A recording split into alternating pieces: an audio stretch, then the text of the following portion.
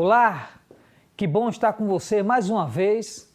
Eu sou o professor Roberto Silva, faço parte da equipe docência do Instituto Sul-Americano de Ensino à Distância e para mim é uma honra, uma alegria muito grande tê-la comigo, com todos nós que fazemos parte desse instituto e revivenciar mais uma vez esse momento tão precioso do que é uma igreja em células.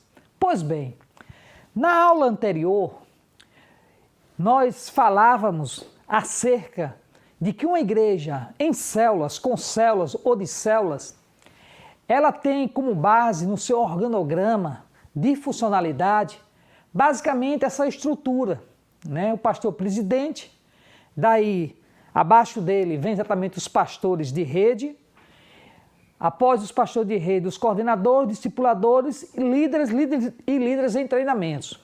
Mas o bem da verdade que a gente precisa aqui destacar é que nesse organograma, o papel importante do olhar daqueles que querem trabalhar com a igreja em células, ou com células, ou de células, é que esse projeto ele começa de baixo para cima e não de cima para baixo. Pois, ao olharmos exatamente nesse organograma, identificamos a figura do líder. E para que ele exerça essa função de um líder de célula, é importante que você entenda que, primeiramente, você precisa montar uma escola de liderança. Ou, se você já tem, começar agora a trabalhar os módulos que fazem parte da estrutura de desenvolvimento e de capacitação do líder para que ele possa realmente exercer seu ministério com eficácia. Daí porque tanto o líder como o líder em treinamento, eles devem ter uma formação exatamente na escola de liderança. E nas aulas anteriores eu falava de que essa figura do líder, na medida que ele vai entendendo a visão e o projeto da igreja, de que ele precisa também dar resultados, no sentido de fazer com que a sua célula ela seja multiplicadora. Daí a importância de o líder observar aqueles que estão participando na sua célula, em que todos que estão ali, em tese, são líderes em potencial. O bem da verdade é que talvez você não consiga, na plenitude, acolher, arregimentar todos aqueles que estão ali e trabalhar com eles para fazer com que eles um dia sejam líderes. Mas, de alguma forma, um ou outro pode dar uma ajuda diferenciada daquele alvo que você tenta objetivar, que é ser líder. Por exemplo, há muitos que estão ali numa célula que de repente não vão ser líderes, mas poderão ser um secretário, poderão ser de repente um anfitrião que vem abrir as portas da sua casa para recepcionar uma célula. Mas o líder precisa ter essa percepção, esse olhar ampliativo para tentar entender que todos que estão ali, de alguma forma, podem fazer parte do projeto da multiplicação de uma célula.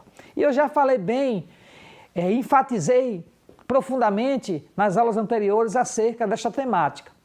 Então, na medida que os líderes vão se desenvolvendo, multiplicando as suas células, nasce agora a necessidade de se ter um discipulador, um supervisor, para que possa supervisionar exatamente esses líderes.